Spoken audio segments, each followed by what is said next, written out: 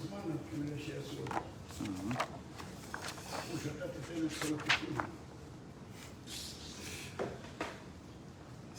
today's the...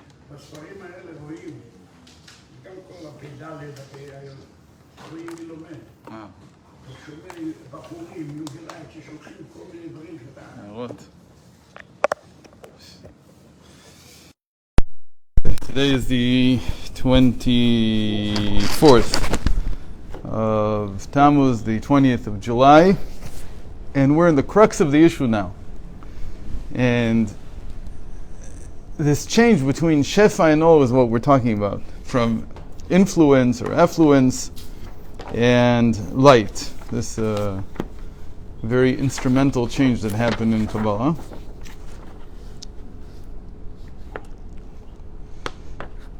Now, right away, you even just by hearing or we use the word flow, that's even easier. When you hear the words, you understand what the difference is, because when you say that something is flowing or something is influencing, so you understand that something is coming from here to there. So there must be some kind of change. And when you say light, so light is already more spiritual. We don't mean that light doesn't influence anything. So that's kind of strange today to say that today, because we have solar power.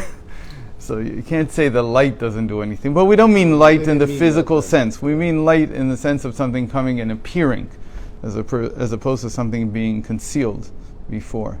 So it's not necessarily the physical light. So this change was very important. So he says like this, Ki milat shefa, so we're on page 100, almost in the middle. Ki milat shefa nofel al inyan pa'ula ba bitpashtut koach me'etzem ha'mashpia. So here are these two words, etzem ve'itpashtut, the thing in itself and its extension. And by extension we mean that something moves from here to there. And there's an actual movement, there's a flow. So here we don't mean just a material flow. We don't mean just that something is moving in the sense of something physical. We also mean koach, pashtut koach. There's an energy or a power that's coming from here to there. Energy is a tricky word. Koach is like a potential. It's not even that. It's a power or something like that. Until the thing in and of itself is affected, it's moved. It moves from its previous state. It changes states. It's not in the state that it was before. And it gives from its power to affect this action and this influence that it has. So we find that it has changed from before it influenced and it was in its earlier place or state. Milat makom bezeu leshon hashala, klomar ba'atzmiyut ma'uto. We don't mean place as in space. Again, this is not physical. We mean that it was in a state. Today we'd say it was in a state. That's the right word. It's a state. לאחר היותו משפיע שנטרד בכוחו לעסק השפעתו. And afterwards, when it's already influenced in some way, and now its state has been changed because of this influence. והם כל ענייני המלאכות הנעשים ביד ורגל. An example of this is all the work that we do with our hands and feet. שכוח התנועה שביד מתפשט במלאכה עד שמתייגע. That the power of, let's call it motion in the hand. So a good example is throwing a rock. So when I throw a rock, my hand changes because I'm giving over from the energy, from the power in my hand, potential energy, I'm giving it over to kinetic energy into the rock. That's actually the first example that the Alter Rebbe gave in Lozhna already. I need to reread that, but it's the very beginning of Etalech Lozhna, which is a book of short sayings from the Alter Rebbe when he would still speak in before the first arrest even.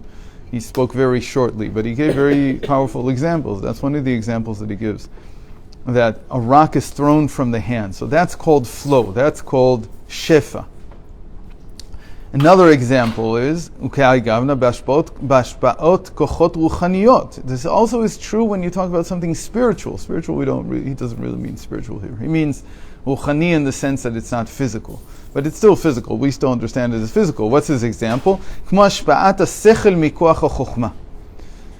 for instance, this is a second example, it's a very powerful example, that when I think about something, there's an extension of my power of thought. My power of thought is doing something. It's not the same before and after. It's expending energy for me to be able to think something. There's a change. There's a change going on. And because the power of thought is enclosed in the brain, so that forces it to move the brain. They used to have a picture of Mamish that the brain moved. I mean, they used to really think that we still think it moves. We just say that it's very microscopic. You can't see it. Neutrons. But it's much more than neutrons. It's whole molecules that move. There's blood flow also. But let's say just synapses with all this going across. So there's tons of movement. But they really thought it was like movement, actually something you could see, not just something microscopic. But in any case, there was the image in ancient times was that the more you thought, the deeper the creases inside the brain tissue. Like we see, there's a lot of creases. Now there's something to that, because, for instance, Einstein's brain, which is still around somewhere. They dissected it, and he gave his brain to science. Is that okay? So it has more folds than the regular brain. Really? It's not like you can't. It's more than statistical. It's more than statistical deviation, but it's not so apparent that you would say, "Oh, this is a different brain." It's not like that. But apparently, the more folds there are, it's not really folds. I don't know how this thing actually works. I don't understand brain tissue. But it looks like folds. But what those creases actually do is they allow areas in the brain to touch each other in ways that they couldn't before. You couldn't create a neural, as far as I understand. I hope I'm not completely wrong, but that's the way it was explained to me once. That folds in your brain. I'm trying to figure out the folds. Yeah, I don't know if my brain, but someone else's brain maybe. Okay, so this is, but this is not what I would have thought. I would have thought that this is something like light, because we think that thought is not something extensive. But here he says thought is one of the examples of etzem v'itpashtut, of something that's now being extended. So you say that the machshava is still a levush. It's not the sechel. The machshava is only a levush. The machshava is only a levush. It's only a garment. But he's saying that the power of mind itself is extending here into the brain. It's creating something. It's like throwing a rock. You're giving. It's like the power of thought is creating the brain in its image. It has to change it in some way. So if it's changing it in some way, it's also changing. It can't be any other way. And maybe his proof was that there's a lot of effort expended. The effort is the trick here. It always seems to be that it's all around yaga. Okay? We said about Hashem, lo yiga velo yi'af, that he's not expending effort, and he doesn't get tired. That was the description of Hashem. And here he's saying that when we expend effort, that's a sure sign of extension, of flow. If you're extending effort. If you're not expending any effort, then you're not extending. V'omnam, and yet, the opposite is in the language of light, Lashon O.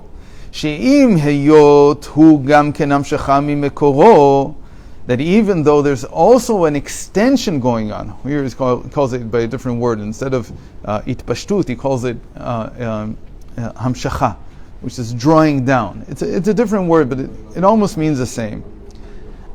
Aval, but even though something's coming out, but be'ofen she'en bimkoro shom itpalut v'shinui, the source is not being affected by this drawing out or drawing down. This hamshacha is not causing a change in the source. Ben mikodem sheir le'achar sheir, before it illuminated and after it illuminated. Ela omed al mekomo ma'alato b'shaveh le'olam. It's always the same. The source remains exactly the same. Gam im arbe le'ayir lo yitrad. Even if it illuminates a great deal, it will not be tired. V'im yam'it lo yitvasef kocho. And if it refrains from illuminating, it's not going to become more powerful.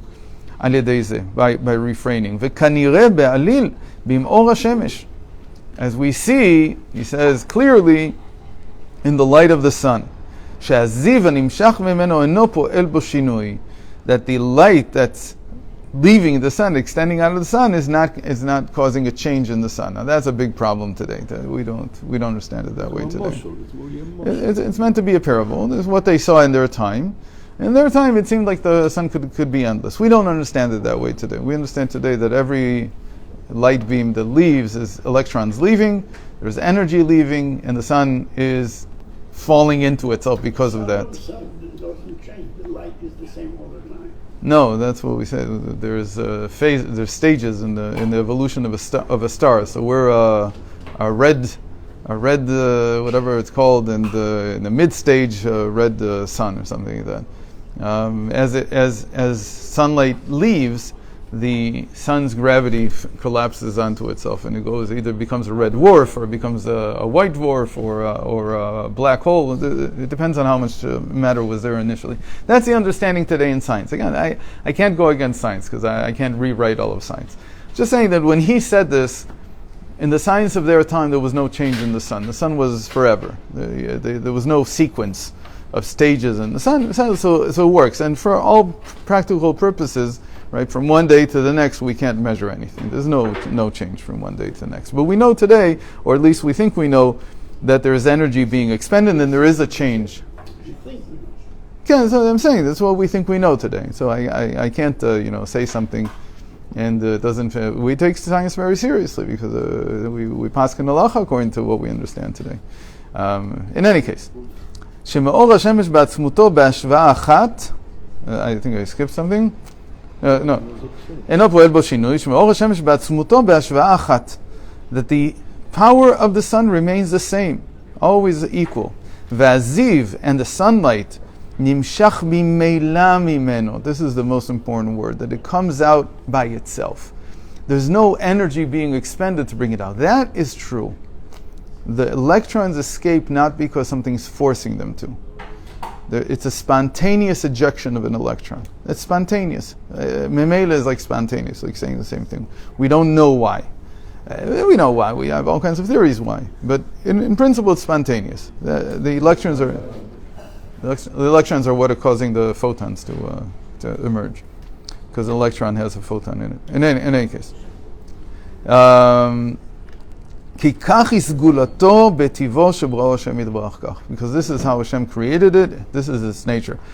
ולכן אם יהיה ענן ולא ימשך זיוו בחלל העולם, לא יתרבה כוחו. So if there is cloud cover and the sunlight doesn't penetrate, the sun doesn't become any more powerful. It's always the same.